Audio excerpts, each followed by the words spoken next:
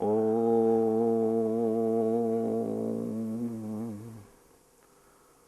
గురు బ్రహ్మా గురుర్విష్ణు గురుదేవో మహేశ్వరః గురు సాక్షాత్ పరబ్రహ్మ తస్మై శ్రీ గురవే నమః. ఓం తత్సత్.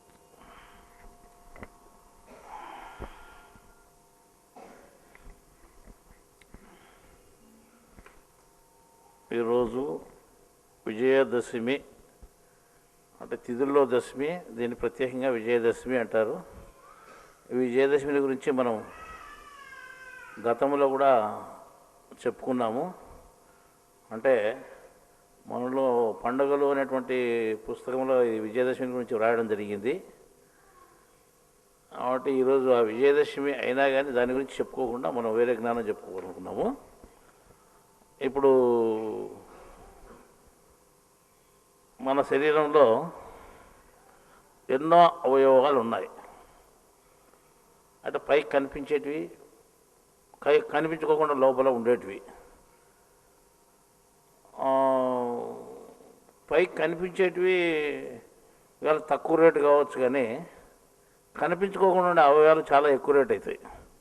గుండె ఉంది, చాలా ఖరీదైంది. దాన్ని మార్చి పెట్టాలంటే చాలా ఖరీదైన పని.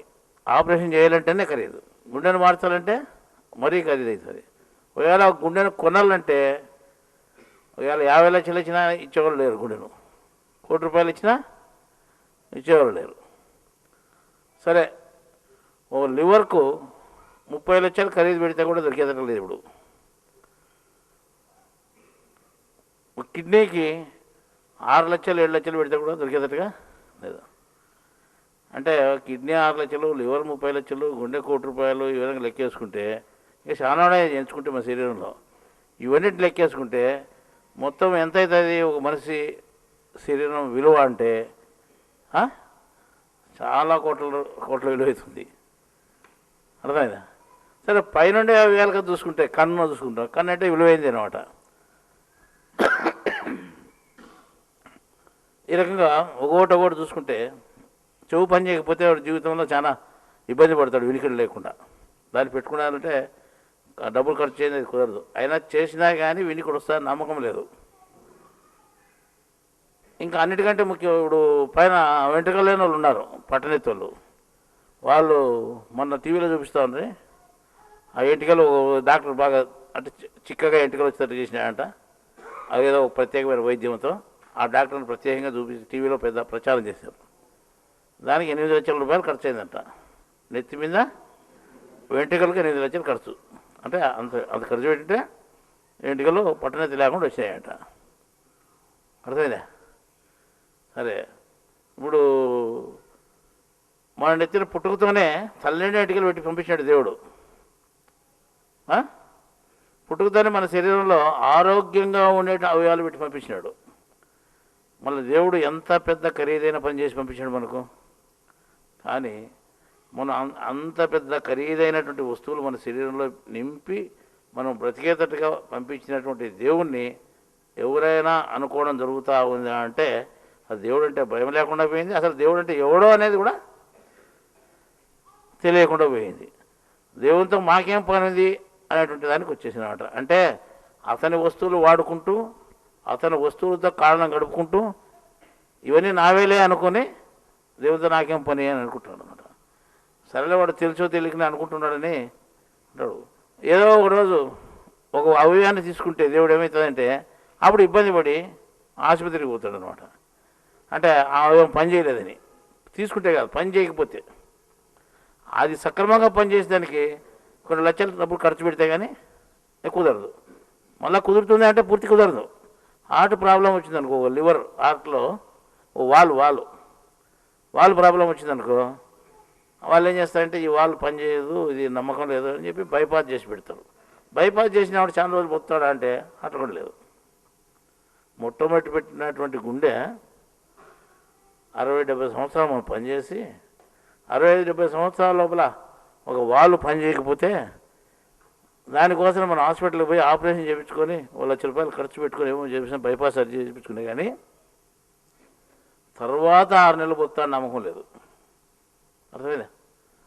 మళ్ళా ఇంత ఖరీదైనటువంటి వస్తువులు మన శరీరంలో పెట్టి మనం దేవుడు భూమి మీదకి పంపిస్తే దేవుని పని ఏదైనా మనం చేస్తున్నామా, మన పని మనం చేసుకుంటున్నామా? దేవుని వస్తువులు వాడుకుంటూ మన పని మనం చేసుకుంటున్నాం. దేవుడు అంటే ఏమాత్రము భయము లేని స్థితికి చేరుకున్నాము.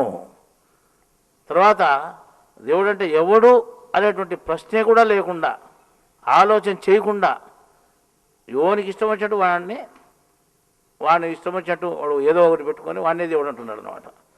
అసలైన నీ శరీరంలో ఈ అవయవాలు నింపిపెట్టినటువంటి దేవుడిని ఏమాత్రం లెక్క చేయకుండా వానికి ఇష్టం వచ్చి దాన్ని పెట్టుకొని వాడు దాన్నే దేవుడు అని అంటే దేవునికి కోపం రాదా? అంటే కోపం వచ్చిన మన మాదిరి మనిషి కదా ఆయన, మన మాదిరి గుణాలు లేవు కాబట్టి ఆయన కోపం కూడా రాదన్నమాట. ఆయన కోపం రాదు. ఏమన్నాడు? దేవుని మనం నిల్లు తిట్టినా కానీ ఏమీ అనడు. వానికి ఏమి లేవు, అన్నీ నావే ఉన్నాయని అన్నా కానీ ఆయన ఏమీ అనడు. కానీ ఆయన పరిపాలన ఉందే చట్టం, దాంట్లో పరిపాలన చేసేవాళ్ళు మాత్రం వదిలిపెట్టరు. పరిపాలన చేసేవాళ్ళు మాత్రం వదిలిపెట్టరు. దేవుని రాజ్యంలో దేవుని పరిపాలన చేసేటువంటి వాళ్ళు కొంతమంది ఉన్నారు అని ఈ మధ్యన పుస్తకంలో మేము రాయడం జరిగింది. అది 100% సత్యము. ఆ పరిపాలన మనం కళ్ళెదుట జరుగుతూ ఉంది, కానీ ఇంతవరకు ఆ పరిపాలన ఎవరు తెలుసుకోవడం లేదు. దేవుడు శిక్షలు వేస్తాడు అంటే యమలోకంలో అంటున్నారు. యమలోకం అనేది ఏ మతస్థుడు కానీ ఇంతవరకు చూశారో ఎవరైనా? ఎవ్వరు చూడలేదు. చూడని దాన్ని ఉన్నది అనే భ్రమలో పడి ఎక్కడో ఉందిలే అనుకుంటున్నారన్నమాట. కానీ దేవుని పరిపాలన పూర్తి ఇక్కడ ఉంది అని ఈ ప్రపంచం, ఈ సృష్టి పుట్టినప్పటి నుండి ఎక్కడా ఎవరు ఇంతవరకు చెప్పలేదు, కానీ ఇప్పుడు చెప్పబడింది. అర్థమైందా? అది పెద్ద మీకు ఎంత సులభంగా మీకు తెలిసినా కానీ అది చాలా పెద్ద విషయమే. ఆ విషయం చెప్పబడినటువంటి ఈ పుస్తకం ఈ మధ్యన కృష్ణాష్టమి రిలీజ్ అయింది. ఆ పుస్తకం చదివిన వాళ్ళకు కూడా భయంకరమైన రోగాలు కూడా అవంతకవి నయం కావడం జరిగింది. కొన్ని లక్షలు ఖర్చు పెట్టినా కానీ, డబ్బులు ఖర్చు పెట్టినా కానీ నయం కాని రోగాలు కూడా వాటంతటికవే నయం కావడం జరిగింది. ఇది ప్రత్యక్షంగా జరిగిన సంఘటనలు, అవి యథార్థ సంఘటనలు. ఇవి కూడా ప్రత్యక్షంగా ఈ మధ్య అందరికీ జరిగింటాయి. మీరు చదివిన పుస్తకాలు చదివిన వాళ్ళందరికీ ఏదో అనుభవం వచ్చి ఉంటుంది. ఇంకా చాలామంది ఇప్పుడు చెప్తున్నారు కొత్త కొత్త విషయాలు అన్నమాట. అది మనం అంటే నేను టూకీగా చెప్తున్నాను. మీరు ఆ పుస్తకం అంటే చదవడం వాళ్ళు ఎవరైనా ఉంటే ఆ పుస్తకం చదివి అందులో సారాంశం ఏముందని తెలుసుకోండి. కానీ సృష్టి ఆది నుంచి ఎవరు చెప్పినటువంటి రహస్యము ఇక్కడ చెప్పబడింది. అంటే మీరు గొప్పగా చెప్పుకుంటున్నారు అనుకోవచ్చు, నేను గొప్పగా చెప్పుకున్నా కానీ చెప్పుకోకున్నా కానీ ఉన్న సత్యం అది. మీ ముఖాల మీద పెట్టుకున్నట్టు కాలకర్మ చక్రాలు సృష్టి ఆది నుంచి ఇప్పుడే చెప్పబడినాయి. ఒకటి కాదు, చాలా ఉన్నాయి. ఆ లెక్కకపోతే సృష్టి ఆది నుంచి చెప్పబడినటువంటి రహస్యాలు ఎన్నో ఇప్పుడు చెప్పబడుతున్నాయి. అంటే మీ ఎందుకు మీరు ఏంటో ఎన్ని ఉన్నాయని చెప్పుకుంటే ఎక్కడైనా ఉన్నాయా? అవి ఏ వేదాల్లో ఉన్నాయి, ఏ పుస్తకాల్లో ఉన్నాయంటే వేదాల్లో లేవు, పురాణాల్లో లేవు. నేను ముందే చెప్పినాను వేదాల్లో పురాణాలు ఉండేటివి కాదు ఇవని. అర్థమైనా? శాస్త్రాల్లో ఉన్నాయా అంటే 5 శాస్త్రాలు లెక్కలా ఉండవు, కానీ ఒకే ఒక శాస్త్రంలో ఉంటాయి. ఏది? 6వ శాస్త్రంలో. 6వ శాస్త్రంలో ముందే చూపుడు ఉండదన్నమాట, వెతికితే కనిపిస్తాయి. మీకు పబ్లిక్గా ఉండవు ఏవి కూడా. అర్థమైనా? ఈ పొద్దు చెప్పినటువంటి విషయాలన్నీ ఎక్కడ వెతికి చెప్పినటువంటి అంటే ఒకే ఒక 6వ శాస్త్రము బ్రహ్మ విద్యాశాస్త్రంలో వెతికి బయటికి తీసి చెప్పినటువంటివి ఇవి. ప్రత్యక్ష ప్రమాణములు అంటే ప్రత్యక్షంగా జరిగేటివి. అర్థమైనా? ఇన్ని దేవుడు గొప్పవాడు అని తెలిసినప్పటికీ దేవుడు ఎవరో తెలుసు. దేవుని పరిపాలన మన ఎదుట ఉన్నప్పటికీ ఆ పరిపాలన ఎటువంటిదో కూడా తెలియదు. మళ్ళీ ఇంత అంటే అజ్ఞానములో మనం ఉన్నాము అనేటి ఎందుకు ఆ అజ్ఞానం వచ్చింది మన శరీరంలో అంటే దీనికి ఒక మనం నడుచుకుంటే ప్రవర్తన అంతా ఏమంటామంటే ప్రతి గుణాల చేత ప్రవర్తిస్తుంటాం మనం. దేవుడు వేరు, గుణాలు వేరు. ఈ గుణాల్లో మనం ఏమంటామంటే అంటే 3 భాగాలు విభజించుకొని తామసము, రాజసము, సాత్వికము అని 3 గుణ విభాగాలు విభజించుకున్నాం. అంటే భాగములు ఇవి. ఆ భాగంలో గుణ భాగములు అంటాం. ఒక్కొక్క భాగంలో 6 మంచివి 6 చెడ్డవి ఉన్నాయి. అంటే 6 నీకు స్నేహితులు, 6 నీకు శత్రువులు. ఈ శరీరంలో మంచివి చెడువి 2 రకాల గుణాలు ఉన్నాయి.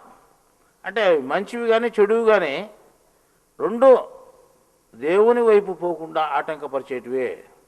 అంటే చెడు అంటే వదిలేస్తాంలే, అవి దేవుని వైపు పోకుండా అజ్ఞానం అంటావు అనుకోవచ్చు. మంచివి కూడా పనికిరావా అంటే మంచివి కానీ చెడువి కానీ గుణములు అని వేటినైతే మనం అంటున్నామో వాటినంతా దేవునికి వ్యతిరేక దిశను పంపించేటివి. అర్థమైందా? దాన్ని భగవద్గీతలో ఏం చెప్పారు అంటే మాయ అన్నారు అనమాట. అంటే మాయ అనేటువంటిది దైవము అనేటువంటివి 2 ఉన్నాయి. దైవం అనేది జ్ఞానంతో కూడుకొని ఉంటుంది, మాయ అనేది గుణములతో కూడుకొని ఉంటుంది. అంటే జ్ఞానాన్ని విభజించి చూస్తూ పోతే ఏం తెలుస్తుంది? దైవం తెలుస్తుంది, దైవము తెలియబడుతుంది. గుణాలను విభజించి చూస్తే వెళ్తాం, గుణాలంతా కలిపి చూస్తే ఏమవుతుంది? మాయ తెలుస్తుంది అన్నమాట. అర్థమైందా? ఈ మాయ అనేటువంటి దాంట్లో అంటే గుణాలలో మనం ఉండి ఆ గుణాల యోచనలో ఉండి ఆ గుణాలు ఏ విధంగా ఆలోచనలు అందిస్తుంటే ఆలోచనలు మనం ఆలోచనలు చేస్తుండే దానివల్ల ఏమవుతుంది అంటే మనము దేవుని వైపు పోకుండా మాయ వైపే ఉన్నాము. కాబట్టి ఆ దైవత్వం అనేది మనకు తెలియకుండా పోయింది, దేవుని విలువ మనకు తెలియకుండా పోయింది, ఆయన మనల్ని ఏ విధంగా నడిపిస్తామని తన పరిపాలనలో తెలియకుండా పోయింది. మనం వాస్తవమైన దైవాన్ని తెలుసుకోవాలనే ఉద్దేశంతో మనం ప్రయత్నిస్తున్నాం. కాబట్టి మనం ఏం చేయాలి? మాయ నుండి తప్పించుకుంటే ఏమవుతుంది? దేవుని ఈజీగా పోతాం. అర్థమైందా? ఒక వల వేసినారన్నమాట. ఒక వల దేనికి వేసినారు? కుందేళ్ళకి వేసినారు. కుందేళ్ళు దాంట్లో పడల్లో ఇరుక్కోవాలో ముందుకు పోకూడదని. అవేం చేసినాయంటే అక్కడ ముందుకు పోవాలని చూస్తే వలలో ఇరుక్కొని అక్కడే చిక్కుని పోతాయి, ముందుకు పోలేవు. ఇంకా ముందుకు పోకుండా చేసేది ఏమిది? వల కాళ్ళ గడ్డమైపోయింది అది. అర్థమైందా?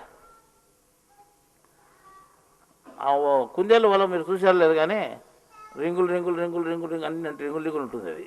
అంటే అన్ని అనుభవం మనకు. రింగులు ఉంటుంది అది.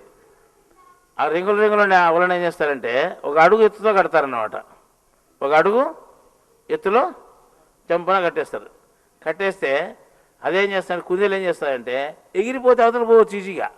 మీకు తెలిసినదో అడుగే కదా అది. అడుగు ఎగిరిపోతే ఈ వలలో చిక్కోకుండా పోవచ్చు. అడేం చేస్తానంటే నేటికి ఎగిరిపోతాను ఇట్లే పోతా అని అట్లే పోతుంది, ఆటో ఇరుక్కుంటుంది అది. చూసారా కుందేలలో?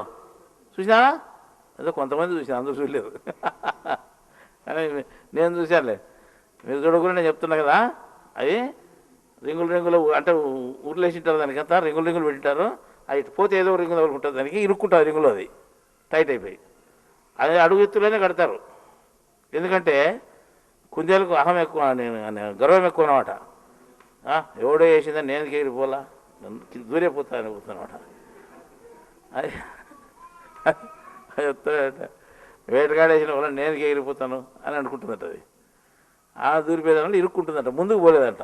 ఆ రకంగా ఇప్పుడు మనం ఏం చేస్తున్నామంటే ముందుకు పోవాలి అంటే మాయను తప్పించుకునేటువంటి విధానం కూడా ఉంది. అది కుందేలు ఎగిరిపోతే దాన్ని ఈజీగా వల దాటిపోతుంది. కానీ కుందేలు ఎగరకుండా ఏం చేస్తుందంటే దాంట్లో దూరుతుంది, ఇరుక్కుంటుంది, అక్కడే నిలిచిపోతుంది, ముందుకు పోలేదు. అట్లాగనే మన శరీరంలో గుణములు అనేటువంటివి ఉన్నాయి. అంటే 3 భాగాలు ఉన్నాయి. ఆ 3 భాగాలను జయించుకొని పోతే 4వ భాగం లేకపోతే అక్కడ ఆత్మ అనేటువంటిది ఉంది. ఆ ఈజీగా మన జ్ఞానం తెలిసిపోతుంది, దైవత్వం అనేది బాగా తెలిసిపోతుంది అన్నమాట. అక్కడికి పోతే 4వ స్థానాలకు పోతే. కానీ ఈ 4వ స్థానాలకు పోకుండా మనం ఏం చేస్తున్నాం? ఈ 3 స్థానాల్లో ఉన్నాం. ఏ 3 స్థానాల్లో? తామస రాజస సాత్విక అనేటువంటి 3 స్థానాల్లో ఉన్నాం. ఈ 3 స్థానాల్లో ఒక్కొక్క దాంట్లో 6 మంచివి 6 చెడ్డవి, మొత్తం 12 గుణాలు ఉన్నాయి. ఈ 12 గుణాలను దాటినామనుకోండి, అంటే తామసం నుంచి రాజసంలో 12 ఉంటుంది, దాన్ని దాటినామనుకోండి, సాత్వికంలో 12 ఉంటుంది, దాన్ని దాటినామనుకోండి, అంటే మొత్తం 12 గుణాలు జయించినటువంటి వాడైతే మనం అక్కడెక్కడ పోతాడు? మనం 36 గుణాలను మొత్తం 12 36 గుణాలు చేయిస్తే 4వ స్థానానికి పోతాడు. గుణచక్రం ఎట్టుందంటే ఒక రింగు, 2వ రింగు, 3వ రింగు, నా మధ్యలో కేంద్రం, 4వ రింగు అనుకో. ఇది ఈ 3 రింగుల్లో 12 గుణాలు ఉన్నాయి. వాటి దాటుకొని వస్తే ఈ 4వ రింగులో ఆత్మ ఉంది, దైవత్వం, నువ్వు వాడికి చేరిపోతావు. అందుకే వేమన ఒక మాట చెప్పినాయంటే, వాడు అంటే తామసుడు, వాడు రాజసుడు, వాడు సాత్వికుడు, వాడు కాదు, వీడు వేరేవాడు, వాళ్ళు వేరేవాడు, వీడు ఆత్మ. వాడు తామసుడు, రాజసుడు, సాత్వికుడు, ఆత్మ. అంటే వాడు కాడు అని చెప్పినది విచిత్రంగా చెప్పాడు అనమాట. చేత పెద్ద జ్ఞానం చెప్పాడు. ఆ రకంగా లెక్కేసుకుంటే మనం ఈ 3 గుణాల్లో చిక్కుని ఉండేదానివల్ల మాయలో ఇరుక్కొని మనం ఏం చేస్తున్నాము? దైవత్వాన్ని ఏమాత్రం గుర్తించుకోకుండా నిలిచిపోయినాము. దైవత్వం అనేది ఏమాత్రము అర్థం కాకుండా పోయింది, తెలుసుకునేదానికి అవకాశమే లేకుండా పోయింది. ఒకవేళ ఎవరైనా తెలియజెప్పేదానికి ప్రయత్నం చేసినా దాంతో నాకు అవసరమే లేదు అంటాడు, నాకు తీరిక లేదు అంటాడు. అతని వస్తువులు వాడుకుంటూ నాకు తీరిక లేదు అనడం ఎంత భావ్యం ఇది? అడుగుడు, నువ్వు వేరేవానికి 4 వస్తువులు ఇచ్చినావు, నీ వస్తువులతో వాడు వంట వండుకొని తింటున్నాడు, నా ఒక్క నిమిషం నా పని చేయాలంటే నాకు తీరికలేదు పోంటాడు. అంటే నీ వస్తువులు వాడుకొని తినుకుంటూ నీకు ఒక నిమిషం ఉపయోగపడే నాకు తీరికలేదంటే ఏమంటావు? ఈయనకి నా వస్తువులు ఎందుకు వెళ్ళాను అనుకుంటావు, అంతే కదా. నా వస్తువులు నేను బాగా మనసంగా పొత్తున్నాడు, నాకే నామం పెడతాడు, నాకు తీరికలేదంటాడు, ఈయనకి నేను ఎందుకు వెళ్ళాను. నువ్వేం చేస్తావంటే ఒకటి దగ్గర గుంజుకుంటే బాగుండదని అప్పుడు ఒకటి గుంజుకున్నావు అనుకో, ఏమైతే దాని పని నిలిచిపోతుంది. దేవుడు ఆమె పని చేయడు, దేవుని సైన్యం మాత్రం ఆ పని తప్పనిసరిగా చేస్తుంది, వదిలిపెట్టదు. అందువల్ల మనం ఏం చేయాలంటే దైవత్వాన్ని గూర్చి పూర్తి అర్థం చేసుకునేటువంటి స్వభావంలో మనం ఉండాలి. అర్థమైందా? దీని గురించి భగవద్గీతలో కూడా ఏం చెప్తున్నానంటే, అంటే 3 గుణాల్లో మనం ఉండాము అని చెప్పడానికి ఆయన ఒక శ్లోకం చెప్పాడు. ఏం చెప్పినాడంటే,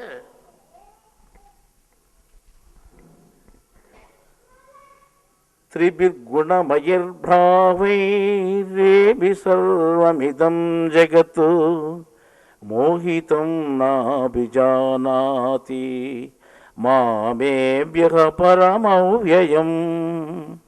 చూడు, అంటే త్రిభిర్గుణమయిర్భావై రేభి సర్వమిదం జగత్, ఈ ప్రపంచం ఉండేటువంటి జగత్ అంటే ప్రాణంతో ఉన్నటువంటి జీవరాశులు అందరూ త్రిభిర్గుణమై అంటే 3 గుణాల్లో చిక్కునే ఉన్నారు. అర్థమైందా? నువ్వు జీవుడు అని అంటే వాడు ఎక్కడున్నాడు? నీ శరీరంలో గుణచక్రంలో గుణాల్లో చిక్కుని ఉన్నావు. మోహితం నాభిజానాతి, ఆ గుణాల్లో చిక్కునుండి ఆ గుణాల వల్ల మోహింపడి అంటే దాంట్లో ఇరుక్కొని దాంట్లో ఐక్యమైపోయి ఆ తర్వాత మామేభ్యః పరమవ్యయం అంటాడు ఆయన. అంటే నాశనం లేనటువంటి శ్రేష్టమైనటువంటి నన్ను గురించి వాళ్ళు తెలుసుకోలేకుండా ఉన్నారు అన్నాడు. అంటే ఈ విధంగా వాడు ఏమాత్రము నాకు తెలుసుకునేదానికి అవకాశం లేకుండా పోయింది, ఎందుకు గుణాల్లో చిక్కుని దానివల్ల అని చెప్పాడు ఆయన. తర్వాత ఈ గుణాలు ఎటువంటివి ఏంటిదని ఏమని చెప్తామంటే, ఈ గుణాలనే మనం మాయా అని అంటాం. చెప్తాలా? మాయ అంటే ఏంటి? గుణాలు. ఈ గుణాలు ఎవరు తయారు చేసి పెట్టినారు? నేనే తయారు చేసి పెట్టినాను, అదే పనిగా మీకోసమే. వాళ్ళు ఎవరు వేసినారు? నేనే వేసిన. సిక్కుంటే పట్టుకునేది కూడా నేనే, నువ్వు దాటిపోయి వచ్చే కూడా నా దగ్గరికే. అదే చెప్పినదినా, దైవీహేష గుణమయీ మమ మాయా దురత్యయా మామేవ యే ప్రపద్యంతే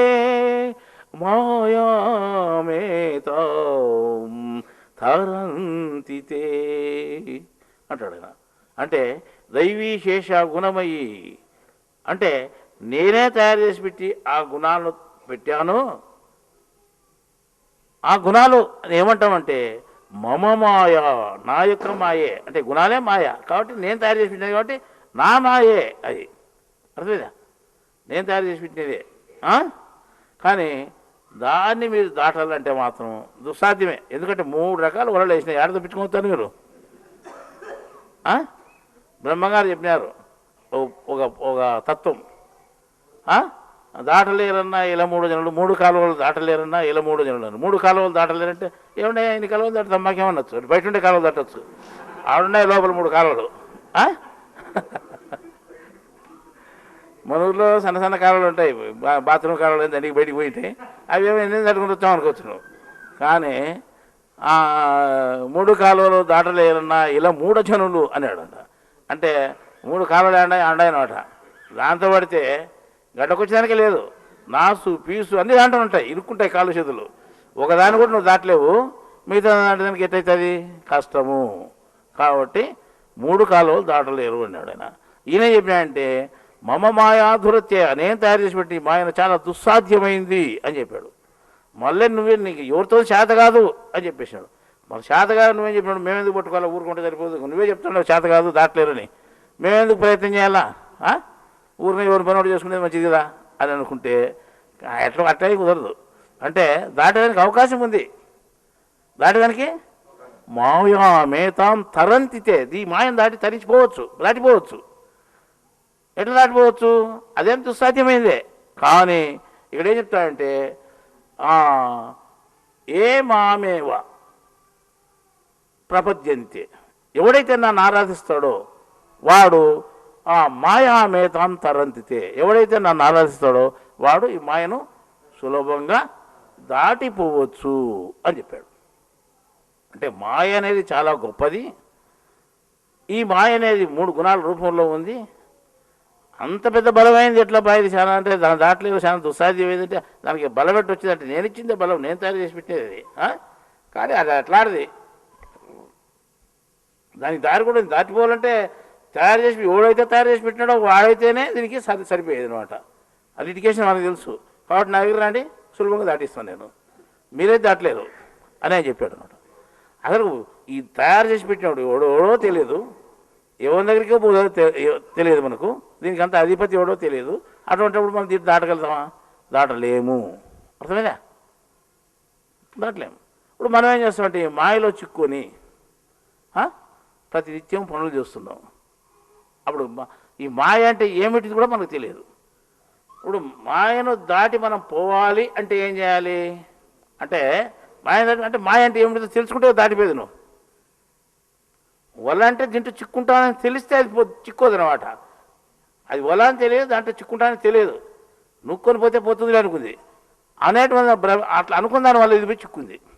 కాబట్టి మాయ యొక్క విధానం ఏమి, దానికి బలం ఎంత ఉంది, దాన్ని ఎట్లా దాటాలా, ఏం కదా, దాని ఉపాయం ఏమి, ఎవరిని ఆశ్రయిస్తే మనం సులభంగా దాటిపోగలము అని మనం తెలుసుకోగలిగితే అప్పుడు సులభంగా మనం దాటిపోగలము. అంతవరకు దాటిపోయేదానికి వీల్లేదు. సరే, ఇప్పుడు అటువంటి పద్ధతి ఎవరి దగ్గరైనా ఉందా అంటే దేవుణ్ణి మర్చిపోయి అందరూ ఉన్నారన్నమాట. దేవుణ్ణి మర్చిపోయేది ఏమైంది? ఇప్పుడు దశమి పండగ అమ్మవారిని పెట్టి చాలా మంది పూజలు చేస్తారు. మనమే అజ్ఞానం ఎగరగొట్టి వచ్చినామిడ. వాడు భయాల్లో పడి ఎంత ముక్కులు ముక్కుతున్నాడో చూడండి.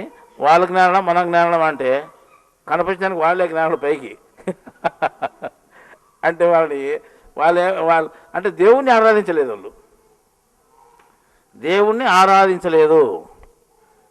దేవుడు అనేటువంటి భ్రమతో ఏరే వాళ్ళని పెట్టుకున్నారు, దేవుని పెట్టుకోలేదు. అట్లా ఎక్కడ చేసినా కానీ దేవుణ్ణి మర్చిపోయి దేవుడు అనేది ఎవరు అని తెలియక అందరినీ పూజించని మొదలుపెట్టినాడు. అర్థమైందా? దేవుడు పురుషుడు కదా, మళ్ళీ స్త్రీలు ఎట్లా పూజిస్తున్నారు? ఇప్పుడు స్త్రీలను పూజిస్తే ఏమవుతుంది? మాయను పూజ చేసినట్టే కదా. మాయన్నా ప్రకృతి అన్నా, ప్రకృతి జనితమైన గుణములన్నా, అంటే ప్రకృతితో పుట్టినటువంటి గుణాలన్నా దాని గుణం అంతా మాయ అంటాం, దాన్ని అంతా స్త్రీతత్వం అంటాం. మళ్ళీ ఈరోజు స్త్రీ ఆకారాన్ని పెట్టుకుని పూజ చేస్తున్నా ఏమవుతుంది? ఏమవుతుంది? నువ్వు దేవుని కాదు పూజ చేసేది, మాయనే. కాబట్టి మనం దైవత్వాన్ని మర్చిపోయి నానా రకాల పూజలు చేస్తున్నాం, నానా రకాలుగా యజ్ఞాలు చేస్తున్నాం. ఒక్కటి కాదు, రకరకాలన్నీ చిన్నోళ్ళు అయితే గుళ్ళకి పూజలు టెంకాయలు కొట్టుకొని వస్తారు. పెద్దోళ్ళు అయితే ఏం చేస్తారు తెలుసునా? యజ్ఞాలే. పెద్దోళ్ళు అంటే యజ్ఞాలే, వాళ్ళు పెద్దోళ్ళు కదా, సాములు వాళ్ళంతా యజ్ఞాలు చేస్తారు. చిన్నోళ్ళంతా మనం ఏం చేస్తాం? అంతే, చిన్న చిన్న పూజలు చేస్తాం, కొబ్బరికాయలు కట్టుకొని వస్తాం, అంతే. మనకు పెద్దోళ్ళు చేస్తే యజ్ఞాలు చేస్తారన్నమాట. కానీ ఇవన్నీ సరైన పద్ధతి అంటే దేవుడు ఎక్కడ ఒప్పుకోలేదు. ఇవన్నీ మాయకు సంబంధించిన పనులు అంటున్నాడు.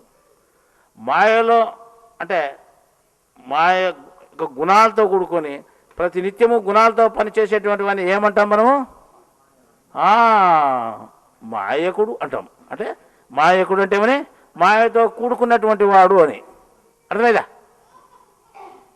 లేదు, మాయ మనకొద్దు, గుణాలు మనకొద్దు. గుణాలు పనిచేసినా కానీ అవతల ఎవరు చేపిస్తారని తెలుసుకొని దైవత్వం ఇటువంటిది అని తెలుసుకొని ఆ మాయకు అతీతంగా ఉన్నటువంటి శక్తి ఏదైతే తెలుసుకొని దాన్ని దృష్టిలో పెట్టుకొని మనం చేస్తున్నామనుకో, ఆవిడ మాయకు సంబంధం లేదు. అది అర్జునుడు నువ్వు పని చేయి అంటే కదా, అనాశ్రిత కర్మఫలం కార్యం కర్మ కరోతి ససన్యాసి సయోగి అన్నాడు. నిజమైన యోగి, నిజమైన సన్యాసి అంటే ఏమంటాం? ఫలితం మీద ఆశ పెట్టుకోకుండా నువ్వు పని చెయ్యి, గుణాల సంబంధం లేదు, అందులో వచ్చి కర్మ నీకు అంటదు అని చెప్పాడు ఆయన. ఆ రకంగా మనం పని చేస్తే ఆ గుణాల ప్రభావం మన నుంచి తగ్గిపోతుంది. అసలు గుణాలు నీకు సంబంధం లేదు, గుణాలను జయించినట్టే, మాయం జయించినట్టే అని చెప్పినాడు అనమాట. ఆ విధంగా మనం మాయం జయించగలిగి కర్మను మనం అంటుకోకుండా చేసేటువంటి పనులు ఎవడైతే చేయగలడో వాడిని ఏమంటామంటే అమాయకుడు అంటాం. పాపం, ఎంత అమాయకుడు అంటాం. అంటే మనం అమాయకుడు అని అంటాం, ప్రపంచంలో బుద్ధి తక్కువ అని అంటాం. ప్రపంచంలో బాగా ఇరుక్కునే పని చేసేవాడిని ఏమంటాం?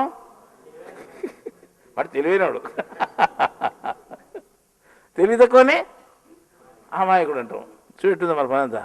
ఇది ఉల్టా చేద్దాం, మనం మాట్లాడేదంతా ఉల్టా చేదే. ఇప్పుడు నవ్వుతాడు ఆయన, ట్యూబ్లైట్ వెలిగినట్టు. అంత చెప్పినాక 5 నిమిషాలు నవ్వుతాడు ఆయన. ఇప్పుడు అర్థమైంది. ఆగ అమాయకుడు అంటే ఎవడు అంటే గుణముల స్వభావం తగలుకోకుండా, గుణములతో పనిచేస్తూ అందులో ఉండే కర్మను అంటుకోకుండా ఎవడైతే జ్ఞానయుక్తంగా పనిచేస్తున్నాడో, మాయకు సంబంధం లేకుండా పనిచేస్తున్నాడో, ఎవడైతే తెలివిగా అంటే వాడు చాలా తెలియనటువంటి వాడు, చాలా గొప్ప జ్ఞాని, అంత గొప్ప జ్ఞానంతో పనిచేసేటువంటి ఏమంటాం మనము? అమాయకుడు అంటాం. అంటే చాలా తిరుగుగా తెలివి ఉండాలి వానికి, అంతే కదా, ఎరుకతో ఉండాల. పూర్తి జ్ఞానం కలిగి వాడు పనిచేసేవాడిని ఏమంటాం మనం? అంటే సంపూర్ణమైన తెలివంతుడు అనుడు. మనం సంపూర్ణమైన తెలివి ప్రపంచంలో పనులు చేసేవాడిని ఏమంటాం మనం? వాడు తెలివైనవాడు అంటాం. పనులు సరిగ్గా చేయనివాడిని ఏమంటాం? అమాయకుంటాం.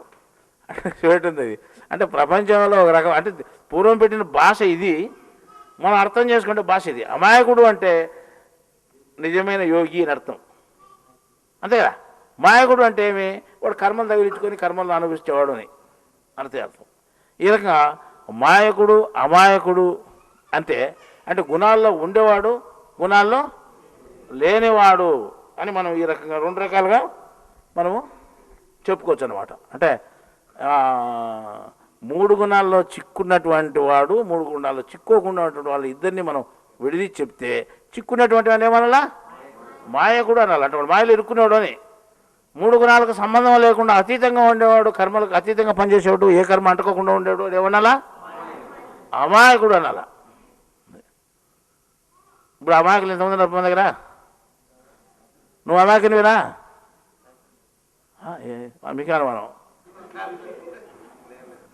మీరు అమాయకులో కాదు కానీ మీకు చెప్పారు నేను పెద్ద అమాయకుడిని.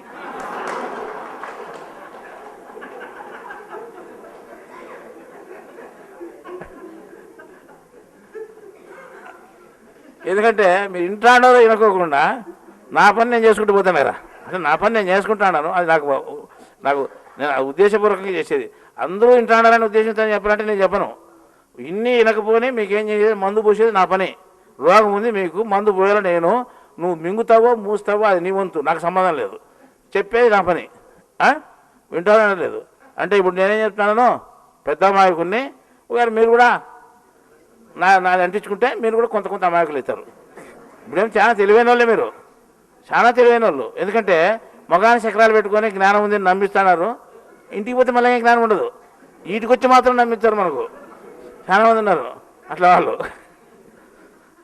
సభ్యులు కాకపోయినా పర్వాలేదు, ఆ చక్రాలు పెట్టుకొని కూర్చుంటే పర్వాలేదు, జ్ఞానం విన్నట్టు రోజే ఒక గంట కూర్చుంటే సార్ మనం పగలంతా ఉంటే రావచ్చు అనే వాళ్ళు ఉన్నారు. అర్థమైందా? వాళ్ళు తెలివైన వాళ్ళు, మనము మామూలు. ఎందుకంటే రోజంతా జ్ఞానం మాట్లాడనుకో, నువ్వు టిఫిన్ తినిపి పూ తినిపించి పెద్ద మర్యాద తెచ్చావు మనకి, అంటే జ్ఞానం మాట్లాడతాను జ్ఞానం తెలుసుకుంటున్నాడని మనకి. అంతేగా మీరు ఏమన్నా జ్ఞానం కనిపించిన జ్ఞానం మాట్లాడు కొద్దిగా మాట్లాడు కనిపించగినా మీరేం పెద్ద మర్యాద చేస్తారు మనకి. వాడేం చెప్తాడంటే నేను కనుక్కుంటాడు అనమాట, ఈ దగ్గర పోయి 2 ముక్కలు అంటే జ్ఞానం అది దేవుడు అది ఇది అంటే గినా వాడు మన మర్యాద చేస్తాడు, కనుక్కుంటాడు. కనుక్కొని మీ దగ్గరికి వచ్చి మాట మాట్లాడతాడు అనుకో, వాడు పెద్ద మర్యాద నువ్వు మర్యాద చేస్తావు మనకి, వాడు ఆ మర్యాద చెప్పించుకొని మళ్ళీ పోతాడు, మళ్ళీ నీ పక్క కూడా చూడు, వాడు తెలివితో కూడా అనుకుంటాడు. ఆ రకం కూడా ఉన్నారు కొంతమంది ప్రపంచంలో. వాళ్ళు ఎట్లన్నా పోని మన లెక్కలో అమాయకుడు అంటే జ్ఞానం కలిగినటువంటి వాడు అని అర్థం, అంతే కదా. మాయకుడు అంటే జ్ఞానం లేనివాడు అని అర్థం. ఇదే చూడు సూత్రం. సరే, ఇది కొత్త సూత్రం మీకు. ఇంకా ఇంకోటి మనం కొత్త సూత్రం నేర్చుకోవాలి. ఇట్లాంటిదే అంటే ఇంతకుముందు కొంతమంది చెప్పినారు, కానీ ఇంతమంది వినలేదు కదా. ఒక 5-6 మంది చెప్పింటాను నేను, నాకు 5-6 మంది ఇద్దరికి ముగ్గురికి చెప్పింటాను. ఆ విషయం మళ్ళీ అందరికీ తెలియదు కాబట్టి ఇప్పుడు మనం 2 తూర్పు చెప్పాల్సి మన వచ్చింది. ఇటువంటిదే అది కూడా, అంటే మనం చెప్పేది ఉల్టా భాషే. ప్రపంచం అంతా ఒక రకంగా ఉంటే మనం మాత్రం ఇంకో రకంగా ఉంటాం. కానీ చెప్పేది సత్యం. మన 100% సత్యం. దీన్ని ఎవరు ఖండించలేరు, దాన్ని మనం ఖండించవచ్చు, దీన్ని ఎవరు ఖండించలేరు. ఎదురాడని జ్ఞానం ఇది, అర్థమైందా? ఎవరు దీన్ని ఎదురాడలేరు, అర్థమైందా? ఇప్పుడు మనం ఏం చెప్తామంటే పరాయోడు అంటాం, తనవాడు అంటాం. తనోడని పరాయోడని వాడిని సరిగా మర్యాద చేయలేదు, వాళ్ళ మనుషులని తన మనుషులని వాళ్ళు మర్యాద చేసినాడని వాడు అంటాం. అంటే ఏమైనా తన మనుషులు పరాయి మనుషులు అంటే పరాయి అంటే వేరని అర్థం. పరాయి అంటే వేరు. అంటే ఇప్పుడు మనం మాటల సందర్భంలో చాలా చోట్ల మనకు ఏం అలవాటు అయింది అంటే, తనాపర అనేది విలువ తెలిసినా కానీ, పర అంటే వేరని తెలిసినా కానీ, పరమాత్మ అంటే ఆత్మ కంటే వేరుగా ఉండేది అని తెలిసినా కానీ, పరమాత్మ అంటే వేరుగా అనేది కదా అర్థం. పరలోకం అంటే ఈ లోకం కాకుండా వేరే లోకం అని అర్థం అని తెలిసినా కానీ మనం ఏమంటామంటే దేవుడు చాలా ధర్మపరుడు అంటాం. అంటే ధర్మానికి పరుడు అంటే ఏమి? వేరుగా ఉండేవాడు, అంటే ధర్మం లేదు దేవుని దగ్గర అని. దేవుని ఏమంటాను? ధర్మపరుడు అంటున్నాం. పరుడు అంటే ఏమని? వేరేవాడని, ధర్మము కంటే వేరుగా ఉండేవాడు, ధర్మం లేదు ఈయన దగ్గర అని.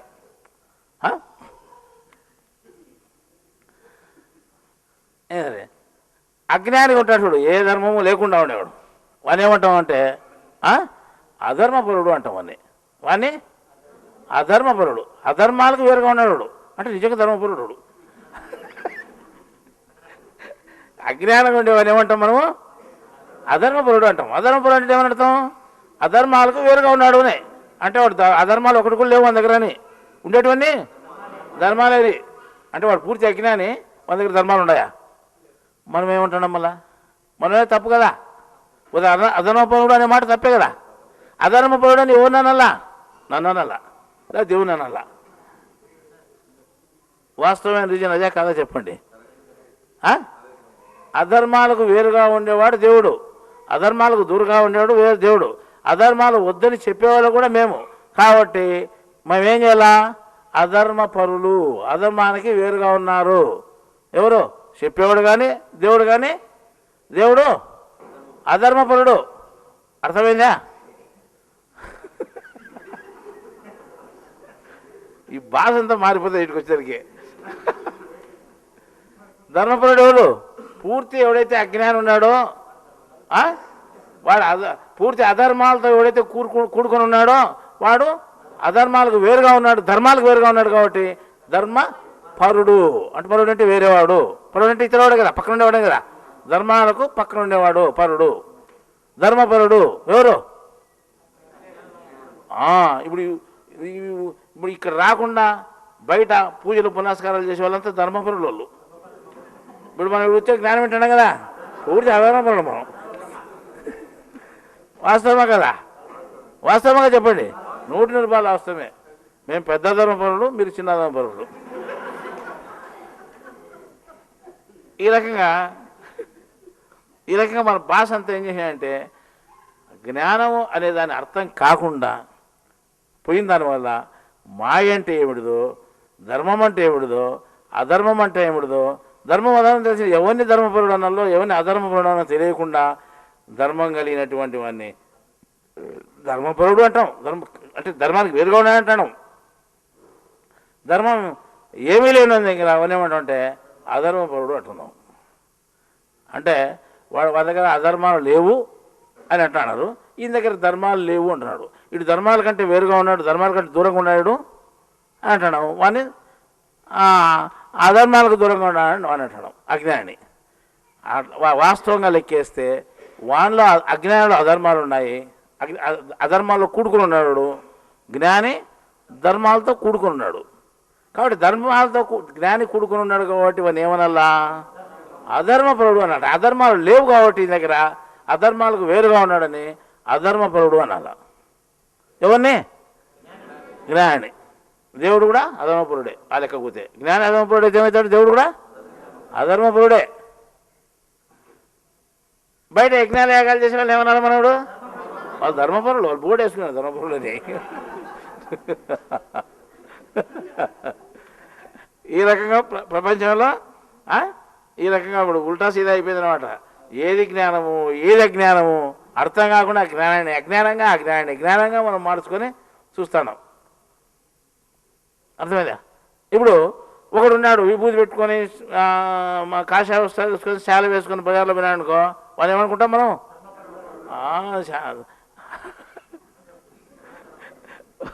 వాడు పెద్ద అంటే జ్ఞాని అనుకుంటాం. మీకు ఈ భాష అర్థం కాకుండా మనం ఏమంటాం? అర్థమయ్యే చెప్పుకుంటే పెద్ద జ్ఞాని అనుకుంటాం. అర్థమైందా? జ్ఞానం కలిగినోడు అంటాం అని మనం. మళ్ళీ మీ మాదిరి మేము డ్రెస్ వేసుకొని పోయినా అనుకోడన్నా వాళ్ళు ఏమంటాం? జ్ఞానం. ఇప్పుడు మేము డ్రెస్ వేసుకొని పోయినాం, మీ మాదిరి డ్రెస్ వేసుకొని పోయినాం అనుకో, ఏమంటాం మనం? అజ్ఞానంలోకి లెక్కెత్తారు. అంతే. జ్ఞానం అని ఎట్లా లెక్కెత్తారు? నీకు గుర్తింపు ఉండదు కదా, ఏముండదు అనమాట. అంటే ఎవడు జ్ఞాని ఎవడు అజ్ఞానిని కనుక్కునేదానికి వీలు లేదు. మాట్లాడినా కానీ తెలుసుకుంటే స్తోమత అంతకు లేదు. వీళ్ళు మాట్లాడితే జ్ఞానాన్ని గుర్తించి ఓహో ఇతను జ్ఞాని ఇతను అజ్ఞాని చెప్పే స్తోమత లేదు కాబట్టి వాళ్ళు ఏం చేస్తారంటే వేషానికి జ్ఞాని అనుకుంటున్నారు, వేషానికి విలువిచ్చి అతను జ్ఞాని అనుకుంటున్నారు. అర్థమైందా? అందువల్ల మన ప్రపంచంలో దైవత్వముని గురించి తెలుసుకోవాలి అంటే మొట్టమొదటి మాయను గురించి తెలుసుకోవాలి. మాయకు వ్యతిరేకంగా దైవత్వానికి వ్యతిరేకంగా ఉండేది మాయ కాబట్టి మాయను బాగా విభజించి తెలుసుకుంటే సులభంగా దైవత్వాన్ని తెలుసుకోవడానికి వీలవుతుంది. కొంతమంది ఏం చేస్తారంటే మాయ జోలికి పోవద్దు పోవద్దు అంటారు. మాయ జోలికి పోకపోతే మాయ గురించి తెలియకపోతే దైవత్వం గురించి ఎట్లా తెలుసుకుంటాను? అర్థమైందా? ఆ పని చేయొద్దు అంటే ఆ పని చేస్తే తప్పు ఒప్పు ఏమో తెలుసుకున్న తర్వాత కూడా బయటపడేది. ఆ లెక్క ఉపకారం పోతే కొంతమంది ఏం చేస్తుంటారంటే మాయను గురించి మాయను దూరంగా పెట్టుకో అని చెప్తే మాయ యొక్క విధానం తెలిస్తే కానీ దూరంగా పెట్టుకుంటేది. ఇంతకుముందు చెప్పిన బ్రహ్మయోగం చేయాలంటే మనసును జయించాలి, కర్మయోగం చేయాలంటే అహాన్ని జయించాలి అన్నాడు. జయించాలి అంటే ఏం చేయాలా? జయించాలంటే వాడిని ఓడించాలా, ఓడించి వాని మీద మనం జయించాలా. ఓడించాలంటే ఏం చేయాలా? వాంతో యుద్ధం చేయాలా. వాంతో నాకు పని లేదని కూర్చుంటే ఎట్లా యుద్ధం చేస్తాను? వాంతో యుద్ధం చేయాలి. వాంతో యుద్ధం చేయాలంటే ఏం చేయాలా? వాడు ఆడుంటాడు చూసుకోవాలా. వాళ్ళు ఎదురుకుపోతే కొడతామా కొట్టలేమా చూసుకోవాలా. లేదు ఎదురుకుపోతే వాడే మనల్ని కొడతాడే తట్టుకుంటే మనం ఏం చేయాలంటే దొంగ కొట్టేదానికన్నా చూసుకోవాలా. అని వాడు పండుకునేప్పుడు నెత్తిన రాయని వేసిరాలి మనం జయించాలంటే. ఏదో ఉపాయం ఏం చేస్తాం ఇక వాడిని జయించాలి కదా మనం. కాబట్టి వాడు ఆడుంటాడు ఏం కథ, వాడు ఒంటరిగా ఎప్పుడు ఉంటాడు, వాడి దగ్గర మనుషులు చాలామంది ఉంటారా ఉండరా? ఓ శత్రువుని జయించాలంటే ఆలోచన చేస్తున్నాం మనం. ఓ శత్రువుని జయించాలంటే ఇన్ని ఆలోచన చేస్తాం మనం. వాడి దగ్గర ఎప్పుడు ఆయుధాలు ఉంటాయి, ఇప్పుడు ఆయుధాలు ఉండవు. ఎప్పుడు ఆకులు కూడా ఉంటాడు వాడు, ఎప్పుడు ఏం పని చేయకుండా ఎప్పుడైతే ఊరుకుంటాడు, ఎప్పుడు సులభంగా దొరుకుతాడు మనకు. అన్నీ ఆలోచన చేసి అన్ని అనుకూలాలు ఉన్నప్పుడు వాని మీద మనము దాడి చేస్తే సులభంగా దొరుకుతాడు. ఆ రకంగా ఒక శత్రువుని జయించాలంటే వాని గురించి అన్ని ఆరాధించినట్లు ఇప్పుడు మాయన మనం జయించాలంటే మాయన గురించి పూర్తి ఆరాధించాలా. పూర్తి ఆరాధిస్తే ఒక 3 రకాలు ఉన్నాయి, ఒక దాంట్లో 6 ఉన్నాయి, 2 రకాల 6 ఉన్నాయి, మళ్ళీ అవి కూడా 12 ఉన్నాయి. ఈ 12 జయిస్తే మనం అవతల పోవచ్చు అని ఇన్ని వివరం తెలుసుకుంటే కానీ మనం అవతల పోలేము. కాబట్టి ఈ రకంగా మనం మాయను గురించి సంపూర్ణంగా వివరించుకొని గుణాల రూపంలో ఈ మాయ మన తలకాయల్లోనే ఉంది అని తెలుసుకొని ఎక్కడుంది మన తలలోనే ఉంది ఇది. ఇక్కడనే మనం జయించాలని ఈ గుణాల రూపంలో ఉండే మాయను అంటే ఇక్కడ జయించగలిగితే జ్ఞాపకం పెట్టుకొని సులభంగా దైవత్వాన్ని తెలుసుకోవచ్చు. అర్థమైందా? ఈ రకంగా జ్ఞానాన్ని మనం ఉపయోగించుకొని మాయను జయిస్తూ పోతే వాడు అమాయకుడు అవుతాడు. ఏమాత్రము గుణాలను జయించుకోకుండా గుణాల యొక్క ధ్యాస లేకుండా వాటిలో ఇరుక్కొని చిక్కుకొని పనిచేసేటటువంటి ఏమంటాం మనము? మాయకుడు అంటాం. మనం మాయలో మాయకుడు, మాయతో కూడుకునేటువంటి వాడు. మాయకుడు అంటే మాయతో కూడుకునేటువంటి వాడు. అమాయకుడు అంటే ఏమాత్రం మాయతో కూడుకోకుండా ఉండేటువంటి వాడు. అంతే కదా? వివేకము అవివేకము అంటాం చూడు. వివేకం అంటే తెలియ, అవివేకం అంటే తెలివి తక్కువ అని. అని అంటే లేదు అని అర్థం. ఇప్పుడు అర్థమైంది అది. మళ్ళీ మాయ అంటే చాలా బలం ఇచ్చాడు దేవుడు అని చెప్పాడు. నేనేమో తయారు చేసినాను అని చెప్పాడు దేవుడు. ఎక్కడ చెప్పినాడు? భగవద్గీతలో చెప్పినాడు. నేను చెప్పేది కాదు, దేవుడు భగవద్గీతలో చెప్పాడు అనమాట. భగవద్గీతలో ఏం చెప్పినాడు? దైవీ హేష గుణమయి మమ మాయి దురత్యయ అన్నాడు. అంటే నా మాయ చాలా దుస్సాధ్యమైంది, నేనే తయారు చేసి పెట్టాను, దేవుడు తయారు చేసి పెట్టాడని చెప్పినాడు. మన దేవుడు తయారు చేసి పెట్టినట్టు మాయ చాలా దుస్సాధ్యమైంది, బలమైంది. అంటే దాని ఎంత బలమైంది అని మనం లెక్కేస్తే ఎంత బలమైంది అని లెక్కాలి మనం. నీకంటే ఎక్కువ బలమైంది అది. అంటే ఎక్కువ అంటే ఎంత అని అంటారు. ఎక్కువ అంటే మనం సంఖ్య తీసుకుంటే మనం 100 అనుకో, 100 ఎక్కువ, లేదు 1000 అంటాం. 100 ఎక్కువ అంటే లేదు 100 కంటే 1000 ఎక్కువ ఉందంటాం. 1000 అంటే లక్ష అంటాం. లక్షనే ఇంకా ఎక్కువ ఏం లేదంటే ఏమంటాం మనం? కోటి అంటాం అన్నమాట. ఇప్పుడు మనం 100 ఎక్కువ, 1000 ఎక్కువ, లక్షంత ఎక్కువ, కోటింతలు ఎక్కువ మనం లెక్కేసుకోవాలన్నమాట. అంటే ఎంత ఎక్కువ అనేదానికి కూడా మనకు చిన్న సూత్రం దేవుడు అందించాడు. అది మన నోటి మాటల్లోనే ఆ సూత్రం వస్తుంది. ఏమొస్తుందంటే కూటి కొరకు కోటి విద్యలు అని చెప్పాడు ఆయన. అర్థమైందా? మన శరీరంలో 2 రకాల యజ్ఞాలు జరుగుతున్నాయి అని చెప్పాడు. ఒకటి ద్రవ్య యజ్ఞము, రెండోది జ్ఞాన యజ్ఞము అని చెప్పినాడు. శ్రేయోహి ద్రవ్యమయాద్ యజ్ఞాత్ జ్ఞానయజ్ఞ పరంతప అన్నాడు.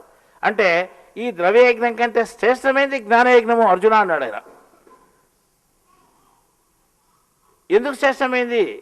ఈ 2 రకాల యజ్ఞాలు ఏమిటి అంటే ఈ ఒకటేమో ద్రవ్యయజ్ఞము ఈ పొట్టలో ఉంది, జఠరాగ్ని ఇక్కడ అగ్గి ఉంది, దీంట్లో వేసి వస్తువులన్నీ కాలిపోతున్నాయి. ఇది ద్రవ్యయజ్ఞం ప్రతినిత్యం చేస్తున్నాం. ఈ యజ్ఞం చేసిన దానివల్ల ఏమొస్తుంది? మనకు ఏమొస్తుంది? సందకాటి దుడికి వస్తుంది. నువ్వు చెప్పు స్వామి, ఏదో ఒకటి వస్తుంది. ఏమొస్తుంది? కనిపించని పాపం వస్తుంది, కనిపించని పుణ్యం వస్తుంది. కనిపించేది ఇంకోటి వస్తుంది, 18 సందకోట మనకు తెలుసు, కానీ అది తెలుసు, అందరికీ తెలుసు. అది కనిపించేది కనిపించింది. ఈ యజ్ఞం చేసేదాని వల్ల ఏమవుతుంది? కనిపించినట్టు పాప పుణ్యాలు వస్తున్నాయి. అంటే దీనికోసం నువ్వు పని చేస్తున్నావు. కూటి కొరకు కోటి విద్యలు, ఏ పనులు చేసినా దీనికోసమే. కాబట్టి ఈ పనులు చేస్తే ఏమొస్తుంది? పాపాలు వస్తున్నాయి, రకరకాల పాపాలు వస్తున్నాయి. అర్థమైందా? అంటే ఇన్ని పాపాలు దీనివల్ల వస్తూ ఉన్నాయి. దీనివల్ల ఈ పాపాలన్నీ దీనివల్ల పోతాయి. ఏదాని వల్ల? జ్ఞానయజ్ఞం వల్ల. అంటే జ్ఞానయజ్ఞం చేస్తే ఇవి పోతాయి, ద్రవ్యయజ్ఞం చేస్తే ఇవి వస్తాయి. మనం ప్రతి డైలీ ద్రవ్యయజ్ఞం చేస్తున్నావా, జ్ఞానయజ్ఞం చేస్తున్నావా? పాపం సంపాదించుకునేది వాస్తవంగా మీరే లెక్కేసుకోండి. ద్రవ్యయజ్ఞం చేస్తున్నావా, జ్ఞానయజ్ఞం చేస్తున్నావా? ద్రవ్యయజ్ఞమే చేస్తున్నా, జ్ఞానయజ్ఞం ఎవరు చేయడం లేదు. జ్ఞానయజ్ఞం చేస్తాం, రాండి బుద్ధి అంటే పని చూసుకొని వస్తామంటారు, అంతే కదా? లేకపోతే ఎవరు ఎగరగొడతారు అనమాట. ఏం చేస్తావు? పోకపోతే ఆబ్సెంట్ చేస్తారు, మనల్ని అడుగుతారు, పేరు పెట్టి ఎట్లా ఒకటి పదాలనే వస్తారు కొంతమంది. అంటే జ్ఞానయజ్ఞానికి ఇంత విలువ ఉందన్నమాట. లెక్కేసుకొని తెచ్చే ద్రవ్యయజ్ఞానికి ఉన్నంత విలువ జ్ఞానయజ్ఞానికి ఎందుకు లేదు? కనిపించేది కదా, అప్పటికప్పుడు కనిపిస్తుంది, అప్పుడప్పుడు రుచి కనిపిస్తుంది, అప్పుడప్పుడు కడుపు నిండుతుంది. ఇది కడుపు నిండినట్టు కనపరాదు. ఇది ఇప్పుడు ఎంతైనా జ్ఞానం చెప్పు, ఏందో యాసిరికి వచ్చాను ఉంటాడు, కడుపు నిండినట్టు కనపరాదు. ఓని కడుపు నిండుతుంది, ఓనికి ఆనందం అవుతుంది, ఓనికి దుఃఖం వస్తుంటుంది. ఈ 3/4 గంట ఇంకా చల్లుకోలేదు అని అనుకుంటారు. ఒకరేమో ఆనందంగా ఏంటంటారు, ఏం చెప్పిన వినొచ్చులేని, ఇదంతా కొత్త విషయాలేని. ఈ రకంగా ఒకరు ఇబ్బంది పడుతూ ఉంటారు. ఎంతో ఎట్లయినా లెక్కేసుకుంటే మనం ఈ ద్రవ్యయజ్ఞం అనేది జ్ఞానయజ్ఞం అనేది 2 రకాల యజ్ఞాలు ఉన్నాయి. ఇది పాపాలు వస్తున్నాయి. ఈ సంపాదించుకున్న పాపాలని పోగొట్టుకోవాలంటే మనం ఏం చేయాలంటే జ్ఞానయజ్ఞం చేయాలి. ఆ జ్ఞానయజ్ఞము మనకి ఏమిటో తెలియదు. ఇదైతే చేస్తాం ఎవరైనా కానీ. పిల్లోడు కూడా చేస్తాడు, పెద్దోడు చేస్తాడు, పుట్టిన వాళ్ళు ప్రతి ఒక్కరు చేస్తారు. అది ఎట్లా చేయాలా? వాళ్ళ మాదిరి కూతురు పెట్టి కట్టలేసి కాల్చల్లా అని తలకాయలు అన్నాడు. శరీరంలోనే అన్నాడు ఎవరో భగవద్గీతలో. ఒకవేళ బయట అయితే మనం అంటే వాళ్ళ జ్ఞానయజ్ఞం ఆ యజ్ఞం అని పేర్లు పెట్టి చేస్తాంటే వాళ్ళ జ్ఞానయజ్ఞం అని పేరు పెట్టి చేస్తున్నారు దేశంలో. అవి కావు. దేహే దేహభృతాంబర అన్నాడు. అన్ని యజ్ఞంలో శరీరంలోనే జరుగుతున్నాయని చెప్పాడు ఆయన. దానికి అంతా ఆత్మీయ అధిపతి అని చెప్పాడు. అర్థమైందా? అది యజ్ఞో హమే వ్రత అన్నాడు. అంటే యజ్ఞానం అధిపతినే నేను శరీరంలో. కాబట్టి ఈ యజ్ఞం శరీరంలో జరుగుతుంది. ఈ యజ్ఞం ఇక్కడే జరుగుతుంది పుట్టలో. దీనికి జఠరాగ్ని, దానికి జ్ఞానమనే అగ్ని. అది కర్మలు కాల్చిపోతాయి. ఈడ మనం వేసే వస్తువులు కాలిపోతాయి. మనం వేసే వస్తువులు ఇక్కడ కాలిపోతాయి. అర్థమైందా? ఇప్పుడు నువ్వు హల్వా తిన్నావు కదా, హల్వా తిన్నాను అనుకుంటా బహుశా. ఆ హల్వా ఏమైనా ఉంటుందా? కాలిపోతుంది. బో కాలిపోతుంది, పప్పు కాలిపోతుంది, చారగాలి అన్నీ కాలిపోతాయి, అన్నీ బూడిదవుతాయి. కానీ కర్మలు అనేటివి మాత్రం బూడిద కావు. మనం కర్మలు అనేటువంటి దానిని కాల్చేటువంటి జ్ఞానం అనే అగ్ని ఉంది. అది మన దగ్గర లేదు. మనం ఎట్లా చేయాలో మనకు తెలియదు. సరే, ఈ తెలియని విధానంలో మనం చిక్కున్నాము. ఈ దీంట్లో బయటపడు అని దేవుడు చెప్తే బయట పడలేకుండా ఉన్నారు చాలామంది. ఎందుకు అంటే ఈ మాయకు బలం ఎక్కువ అని దేవుడు చెప్పాడు కదా. ఎంత బలము అంటే కోటి కొరకు కోటి విద్యలు అన్నాడు కదా. అంటే కోటింతలు నీకు ఎక్కువగా ఉంది. అన్ని రకాలుగా చిక్కుల్లో పడి ఉన్నావు. దీనికోసం ఇన్ని పనులు చేస్తున్నావు. కాబట్టి ఇన్ని రకాల పాపాలు సంపాదించుకుంటున్నావు. ఇన్ని రకాల గుణాలు పని చేపించి నీకు కోటి పనులు చేపిస్తూ ఉంది. ఎంత బలం! అన్నిటికంటే పెద్ద సంఖ్య కోటి. అంత బలం ఎక్కువ ఉంది దానికి. దాన్ని దాటాలంటే చాలా కష్టము. ఇంత కష్టమైన దాన్ని దుస్సాధ్యం కాదు, మిత కాదు. మళ్ళీ నువ్వు కాదన్నప్పుడు మేము ఏం చేయాలా అంటే అప్పుడు ఏం చేయాలి మనం? ఏమామేవ ప్రపద్యంతే మాయా మేతాం తరంతితే అన్నాడు. ఎవడైతే నన్ను ఆరాధిస్తాడో, ఎవరైతే నా దగ్గరకు వచ్చి నన్ను ఆరాధిస్తాడో, నన్ను నమ్ముకుంటాడో, నన్నే సృష్టిస్తాడో, నన్నే పూజిస్తాడో, నన్నే మొక్కుతాడో వాడు మాత్రము సులభంగా దాటిపోవచ్చు అన్నాడు. మాయామేతాం తరంతి. అంత పెద్ద మాయను సులభంగా దాటి పోవచ్చు. ఈ రకంగా దాటిపోయేదానికి కూడా అవకాశం ఉంది మనకు.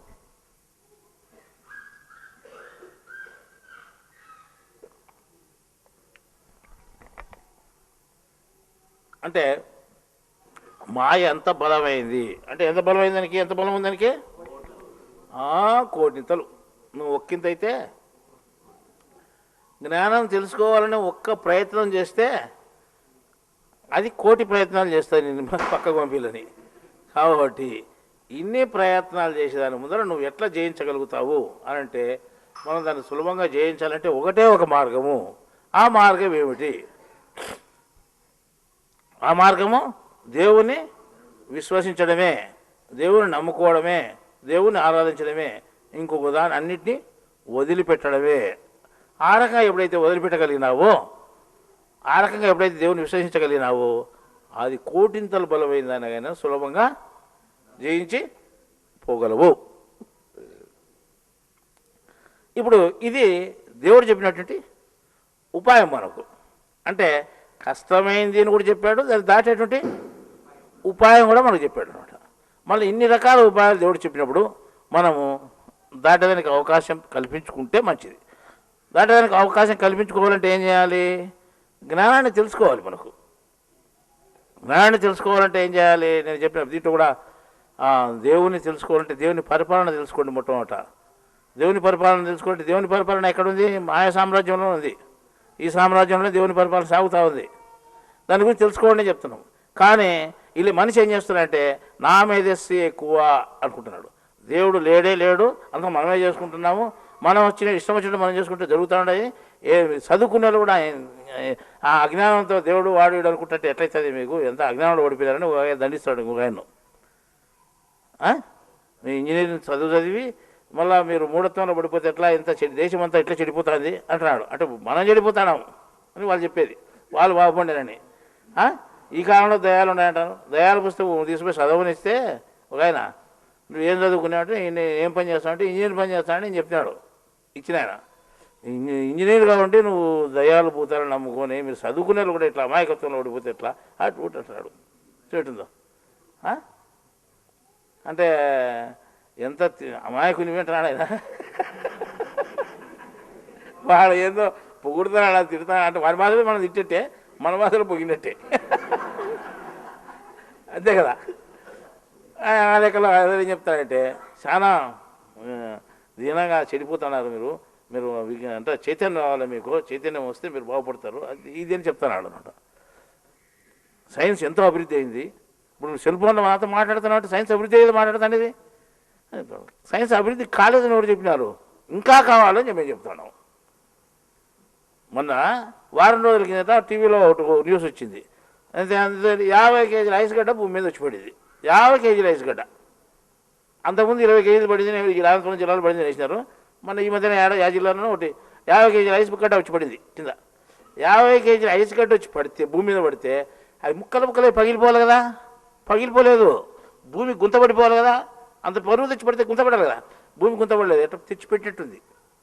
అది ఎందుకు జరిగింది అంటే దానికి కారణం చెప్పలేరు.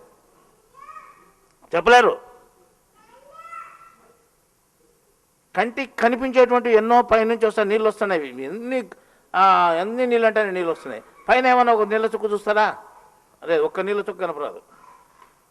పైకి పోయి కింది నుంచి పైకి పోయి పైనుంచి కిందికి వచ్చేటి కనిపిస్తున్నాయి, కింద కనిపిస్తున్నాయి, మళ్ళీ కిందికి వచ్చేవాడు కనిపిస్తున్నాయి.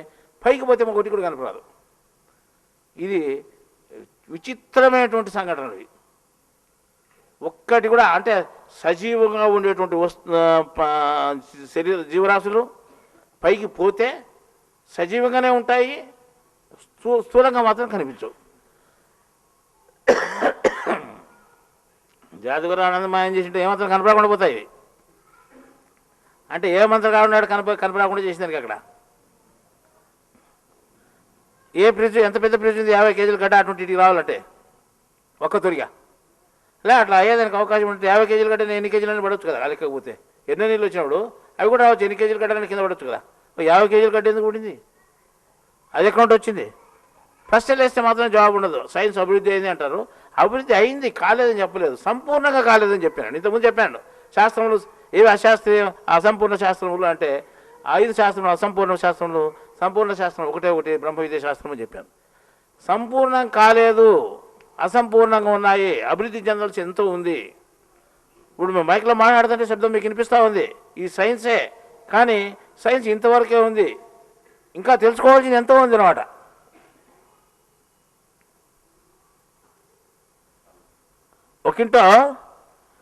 ఒకంటో జరిగిన సంఘటన, అంటే పుస్తకాలు రాయలేదు అది, అంటే ఇప్పుడు సందర్భం వచ్చింది కాబట్టి చెప్తున్నాను నేను. ఒక ఇంట్లో గ్యాస్ ఓపెన్ చేశారు, మర్చిపోయారు. గ్యాస్ అది స్టవ్ అంటీలని ముట్టీలని గ్యాస్ ఓపెన్ చేసినారు, ఏదో పై మీద పోయి మర్చిపోయి దాని మీద కాయలేదు. కిటికీలు సాయంకాలం అయితే దోమలు వస్తాయని కిటికీలన్నీ వేసి పెట్టారు. మళ్ళీ బయట వచ్చి కూర్చొని వాకిలు వేసినారు. గ్యాస్ అంతా నిండిపోయింది. ఇది గ్యాస్ అంతా నిండిపోయింది. పొరపాటుగా లైట్ వేసినా కానీ, లేదా అగ్గిపుల్లకి వేసినా కానీ లైట్ వేసిన స్పార్క్ వచ్చి అంటుకుంటుంది. గ్యాస్ అంతా నిండిపోయింది. అది గ్యాస్ నిండిపోయి బయటకు కూర్చున్న వాళ్ళకి వాసన వచ్చింది. అది బయటకి ఏమైనా సందుల్లో వచ్చి కొద్దిగా అంటే పూర్తి ఇంట్లో నిండిపోయినా కదా వచ్చేది బయటికి. అప్పుడు ఏం వాసన వస్తున్నా కానీ అప్పుడు అనుకున్నారు. అప్పుడు పోయి చూసుకున్నారు. అంటే ఆ వాసన ఎక్కడనో 600 కిలోమీటర్లు, దాదాపు 700 కిలోమీటర్ల దూరంలో ఉండడానికి ఆ వాసన వచ్చిందంటే ఎట్లా వచ్చింది ఆ వాసన? 700 కిలోమీటర్లో ఉన్నటువంటి వ్యక్తికి ఈ గ్యాస్ వాసన వచ్చిందంటే ఎట్లా వచ్చింది? అంత దూరం ఎట్లా పోయింది వాసన? సైన్సే ఎట్లా అది అర్థం కాదన్నమాట. అభివృద్ధి కాలేదు, సైన్స్ అభివృద్ధి కాలేదు. ఆ ప్రమాదం తప్పిపోయింది అంటే ఆ వాసన అక్కడికి లీక్ అయింది. అది అంత దూరం ఎట్లా లీక్ అయింది? నమ్మే సంఘటనేనా? నమ్మలేరు. ఎందుకంటే ఇప్పుడు మనం దయాలు యథార్థ సంఘటనలు రాసినప్పుడు యథార్థ సంఘటనలు కొన్ని ఉన్నాయి కదా, నమ్మలేని సత్యాలు ఉంటాయి. యథార్థం కాబట్టి వివరంగా చెప్పినా కాబట్టి అర్థమైనా కానీ అది అర్థమయ్యేది కాదు. ఇంకా అర్థం కాదు. దేవుని పరిపాలన ఉంది, దేవుని పరిపాలన ఉంది కదా, విచిత్రంగా చేస్తున్న దేవుని పాలన. దేవుని పరిపాలన గ్రహాలు ఉన్నాయి, మన ప్రతిమ ఉపగ్రహాలు ఉన్నాయి, తర్వాత వచ్చి ఈ ఉపభూతాలు ఉన్నాయి, భూతాలు ఉన్నాయి, ఇవన్నీ చేస్తున్నాయని చెప్పినా కదా మళ్ళీ అంతా విచిత్రమైన పరిపాలన కదా. ఈరోజు నేను పొద్దున టీవీలో వేస్తాడన్నమాట, మనిషికి పొంచి ఉన్నటువంటి కొత్త ప్రమాదము అని. మనోజాతికి కొత్త ప్రమాదం పొంచి ఉందంటే ఇప్పుడు మళ్ళీ కొత్త. మొన్న ఏం చెప్పి 2012 వరకు 2012కు డిసెంబర్ 21 తేదీకి అంతా మొత్తం పోతాదండి, మొత్తం పోతాదని చెప్పారు కదా. ఇప్పుడు వాయిదా పడిందంట. ఇప్పుడు నేను చెప్తాను, వాయిదా పడింది, కోర్టు వాయిదా వేసినట్టు వేసారు. అదే ఆ ముప్పు తప్పైంది, వాయిదా పడింది, ఇంకేం పర్వాలేదు అంటాడు. ఏంటికి తప్పైందంటే అదేందో భూమి అయిపోతాయంటే తగులుకునేదానికి అంటే పక్కకు పోయిందంట.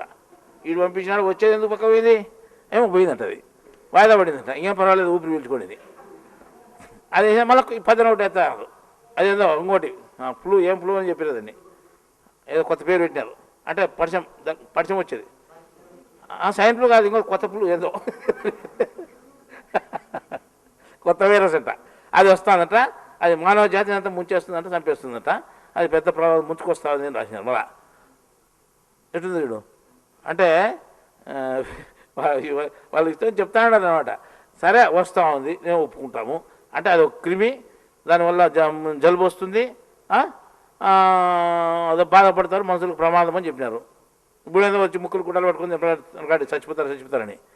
ఇది అట్లాంటిది ఇంకా అది చాలా భయంకరమైనది రాసినారు. సరే వస్తుంది, అది ఎక్కడి నుండి వచ్చింది, ఇంత ముందు లేదు కదా, ఎక్కడి నుండి పుట్టింది అది. మన సైన్స్ చెప్పొచ్చు కదా దానికి, ఇట్లా వచ్చింది ఇట్లా పుట్టిందని. మరి ఇంతకుముందు లేదు, ఎట్లా పుట్టింది, దానికి అమ్మో నాయన ఎవరో ఉండాలి కదా, లేకపోతే సృష్టి లేదు. మీరు చెప్తారు ఇది ఇట్టుంటే అది ఇట్టుంటే పుట్టేది, లేకపోతే పుట్టరు అని.